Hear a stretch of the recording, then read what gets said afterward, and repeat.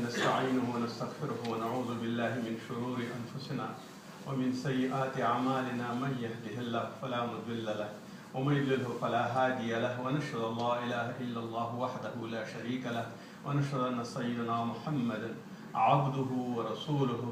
أما بعد، قال الله تعالى في القرآن المجيد: بسم الله الرحمن الرحيم لإيلاف قريش إيلافهم رحلة الشتاء والصيف فليعبدوا رب هذا البيت الذي أطعمهم من جوع وآمنهم من خوف. وقال رسول الله صلى الله عليه وسلم عن ابن عمر رضي الله عنه قال: من زار قبري وجبت له شفاعتي.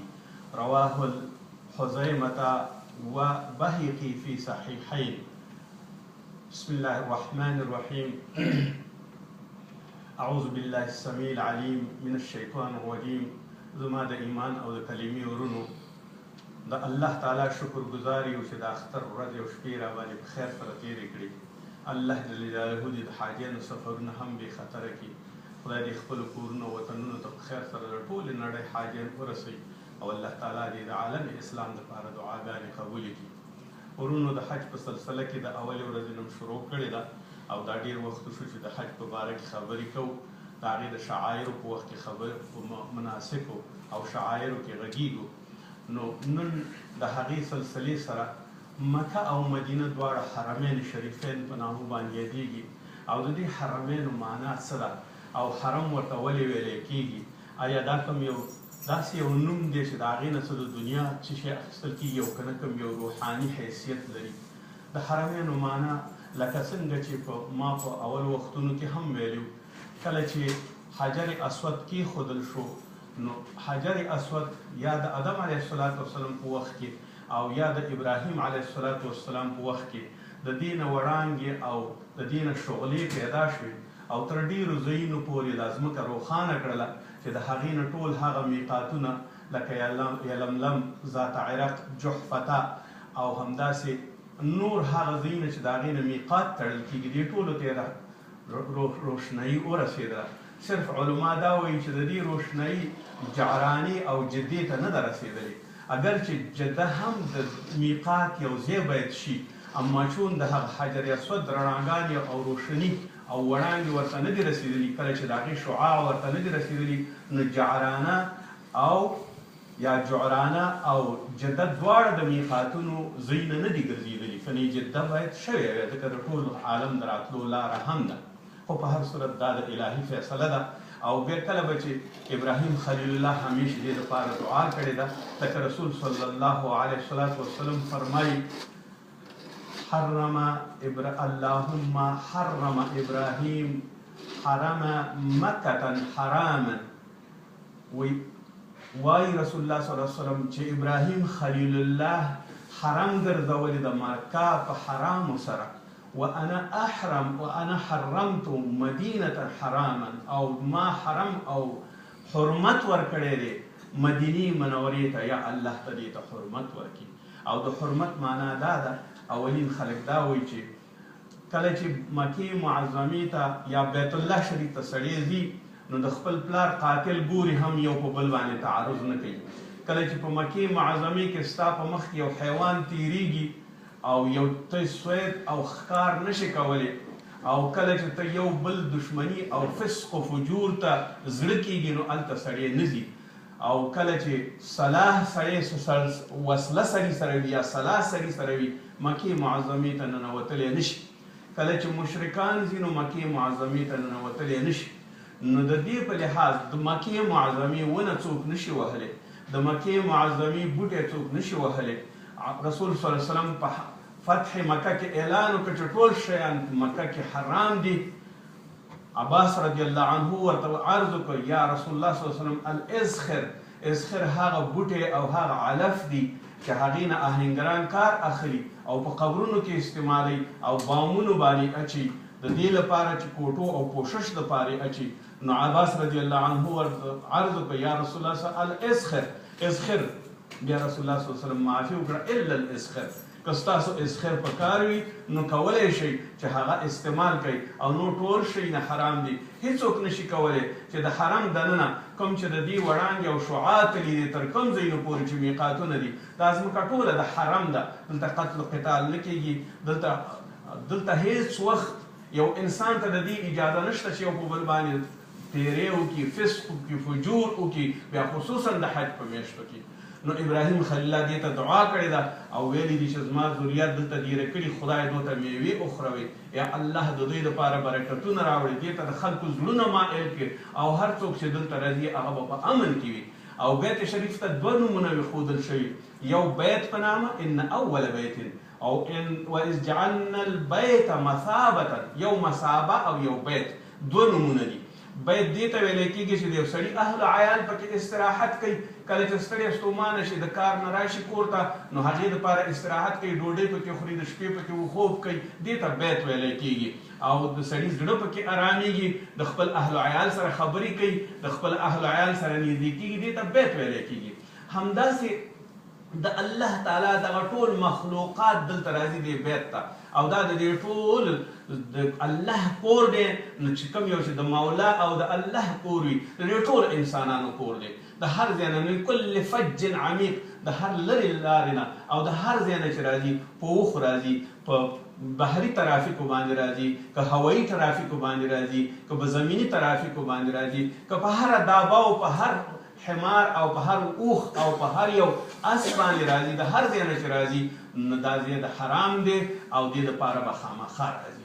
دویم مثابتن، ټول علما په دې باندې دي چې مثابتن هم کور ته ویلی کېږي، مګر دلته کور خو په خپله بیت ذکر شوی دی.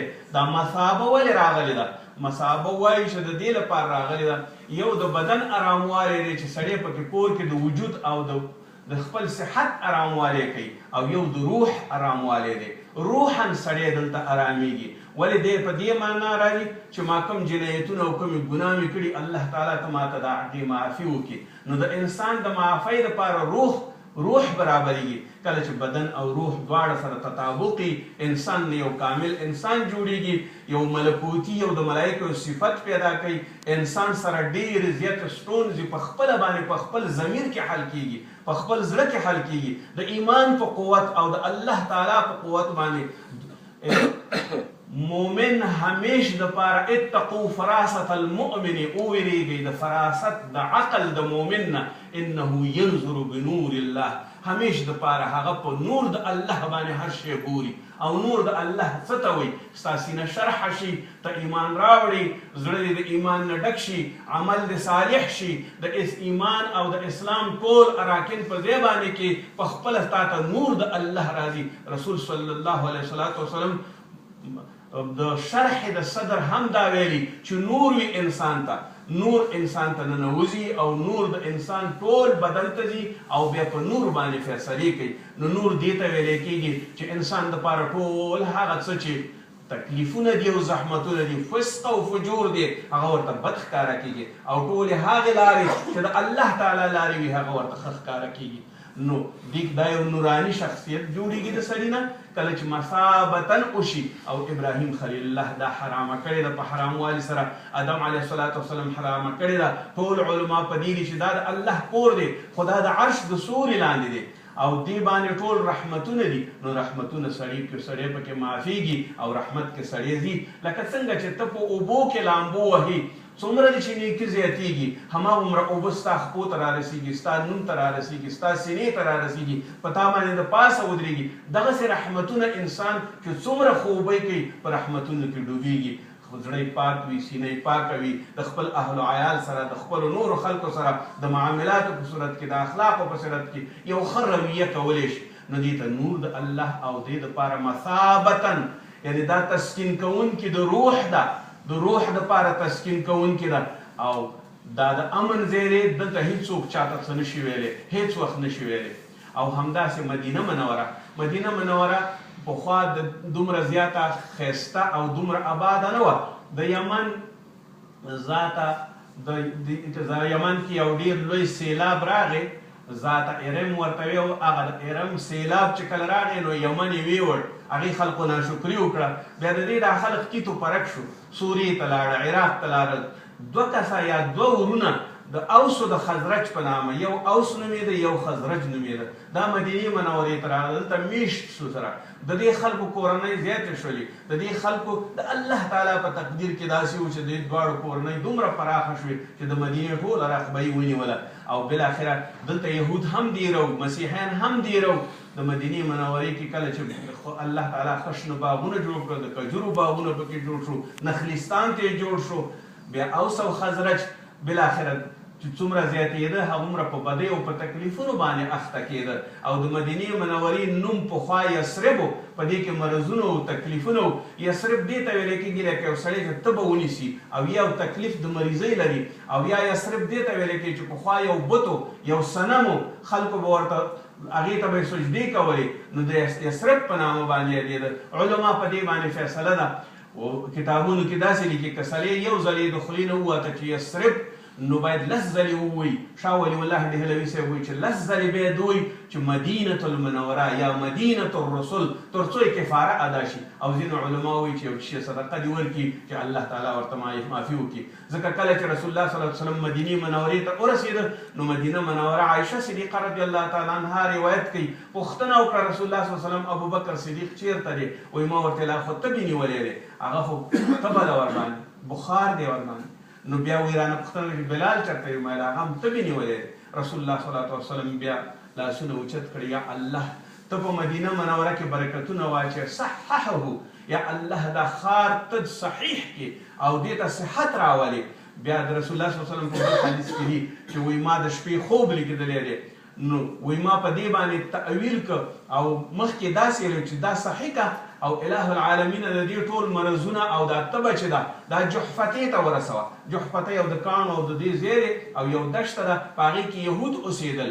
یا الله ته دا جحفتې ته دا ورسوه. دې کې علما وایي که یو سړی کافرانو کله پرې تعارض کو او تکلیف یې و، نو کولی شي چې کافرانو ته خیرې وکړي. ځکه رسول الله صلی الله علیه وسلم د تبې ویلي چې خدای دا تبه جحفتې ته ورسوي چې د یهودو زیرې. د شپې خوب ګوري، سهار ورته وایي چې ما خوب ولیده. وایي یا رسول الله صلی الله علیه وسلم څه خوب دې لیدلی؟ یو د شپې مې یوه ښځه ولیده، ژولي د موی، سائر الرأس، او خیرنه خچنه ښځه وه، لکه د بلا په څېر باندې وه. وایي ما ورته وویل چې ښه دا څوک ده؟ وایي دا وایي هغه فکر مې وکړه چې دا چېرته لاړه؟ لهیعتې ته لاړه. لهیعته د جحفتې دویم نوم دی، هغې ته جحفتې ته لاړه. بیا رسول الله صلی الله علیه وسلم پوښتنه کوي تا په څه تأویل کې دا خپل خوب دی؟ وویل دغه ښځه د یو مرض په چوکاټ کې ما ولیدل چې دا مرضونه ټول لاړه جحفتې ته، لهیعتې ته. نو الله جل جلاله د مدینې منورې هغه ټول هر څه کوم شیونه یې چې هغه یې ډېر برکتناک کړه. لکه وایي چې کله به اوله میوه ورسېده، کجورې به پخې شوې یا به بله کومه میوه پخه شوه، نو رسول الله صلی الله علیه وسلم ته به راوړل کېده او رسول الله صلی الله علیه وسلم ته به هغه د تبرک دپاره راوړل. نو کله به چې راغله رسول الله صلی الله علیه وسلم ته، نو رسول الله صلی الله علیه وسلم دا دعا به کوله: اللهم بارک فی مدینتنا، اللهم بارک فی صاعنا، اللهم بارک فی مدنا. یا الله زمونږ په دې ښار کې برکت واچوې، یا الله زمونږ په دې صاع او په دې طول کې، یعنی یو اندازه او پیمانه ده. یو صاع 4 مده دی، یعنی 4 پاوه 1 کیلو کېږي صاع. نو د صاع دپاره دعا یې کوله، او یا الله بارکنا فی اسمارنا، زمونږ په ثمرونو او زمونږ په میوو کې برکت واچوې. الله جل جلاله داسې برکتونه پکې واچول چې د مکې د مدینې منورې حرم دومره ښایسته شو او دومره آب و هوا یې ښایسته شوه چې د ټولو خلک به د دې لپاره به راتله. پخوا به ترې خلک تښتېدل. رسول الله صلی الله علیه وسلم فرمایي هر څوک چې په مکه مدینه کې اوسېږي او د دې تکلیفونه تیر کړي او د دې زحمتونه تیر کړي او لاړ نه شي، نو زما شفاعت به د هغوی سره ورځ په قیامت باندې وي. عمر رضی الله عنه دعا کوي: یا اللهم ارزقني شهادة في سبيلك وموتي في مدينة رسولك. یا الله زما مرګ د شهادت ما ته جوړ کړه او ما هغسې شهیدم شو. او یا الله زما قبر د رسول الله صلی الله علیه وسلم په ښار کې کړي. همداسې وشو چې هم د رسول الله صلی الله علیه وسلم ښار کې نه، بلکې د رسول الله صلی الله علیه وسلم په حجره کې د هغې قبر شو او د لارې د الله کې هغه شهید کړلی شو.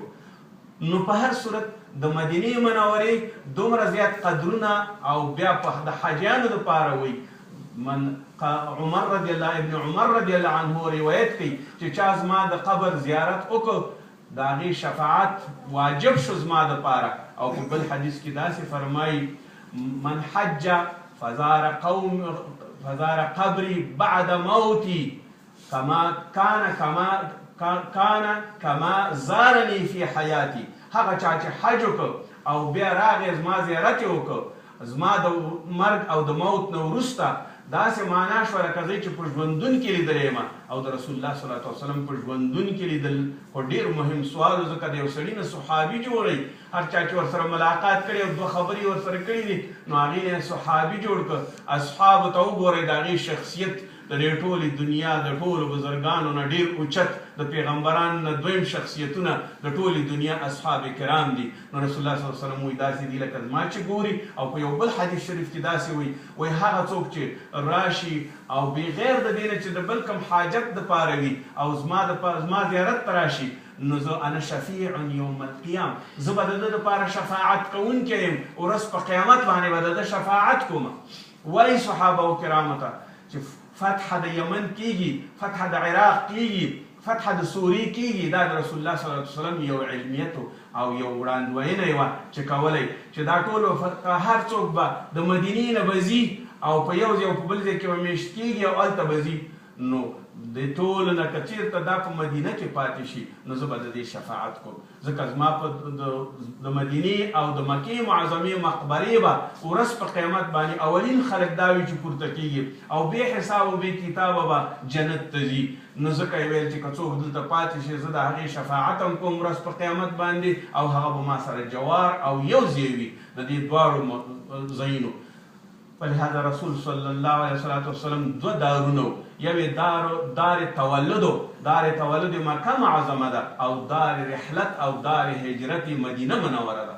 د رسول الله صلی الله علیه وسلم مکه معظمه کې مقام ابراهیمي ډېر یو معتبر څیز دی. د هغې پیغمبر دپاره یو امتیاز ورکول شوی دی چې مقام ابراهیمي کې قرآن وایي 2 رکعته لمونځ کوي، اما د رسول الله دپاره دا امتیاز ورکول شوی د هغې منبر همدغومره اهمیت لري. ځکه رسول الله صلی الله علیه وسلم فرمایي ما بین بیتي و منبري روضة، او زما د مابین د کور او زما د منبر په منځ کې دا روضه ده، یعنی د جنت یوه ټوټه ده دلته دا په ژوند باندې. نو زما منبر به په ورځ د قیامت باندې د کوثر په حوض باندې وي او دا منبر به دومره معتبر وي. ابراهیم خلیل ته هغه امتیاز ورکړ او دې ته دا امتیاز ورکول شو. امام صاحب مالک یو ډېر لوی محدث تېر شوی د مدینې منوره کې د حدیثو درس ورکوه او خلکو ته به یې ښودنې کولې. هغې ته چا وویل چې مکه معظمه بهتره ده او که مدینه منوره؟ مالک رحمت الله علیه فرمایي چې مدینه منوره ډېره زیاته محترمه ده. ولې چې دې کې هغه څوک دی سید البشر او امام الانبیاء په دې کې پروت دی. دغه بقعه او دغه ښار د مدینې منورې ډېر معتبر دی او ډېر اوچت دی، ځکه دې کې برکتناکه انسان چې رسول الله صلی الله علیه وسلم دی دا کوي.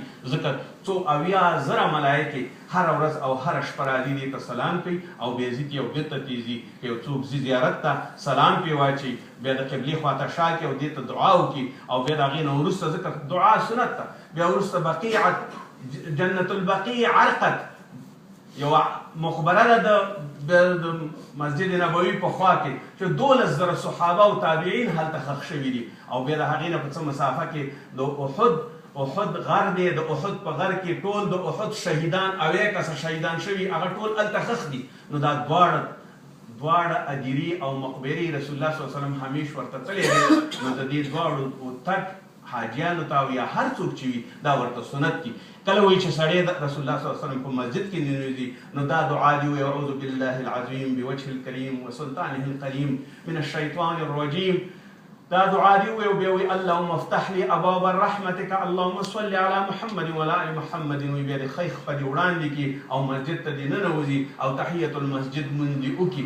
د رسول الله صلی الله علیه وسلم دیوالونو پورې ځان مخل نه دي پکار، هغې دپاره اواز نه دی جګول کې. لا ترفعوا اصواتکم فوق صوت النبي، کله د دې په اواز باندې اواز مو اوچتوئ، همداسې مرګ کې هم دي ډېر په آرام او په اسودګۍ باندې سړی ځي او د هغې د درود او سلام ورته کوي او هغې جومات کې مونځ کوي.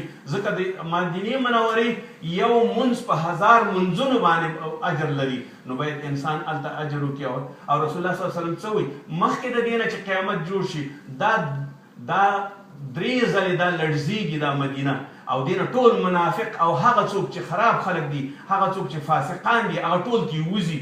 دې ته دجال نشي راتللی، دې ته طاعون نشي راتللی. ولې انقاب یا لارو د مدینې منوره باندې ملایکې مقرر شوي 2 او هغې ملایکو نه پرېږدي چې دې ته دجال او دغه راشي. په بل یو روایت کې وایي چې دې ته لارې چې کوم یوې راغلي دي، دجال چې کله راشي نو په هره لاره باندې 2 ملایکې مکلفې دي چې هیڅ وخت دجال را پرې نه دي او دې کې به وي.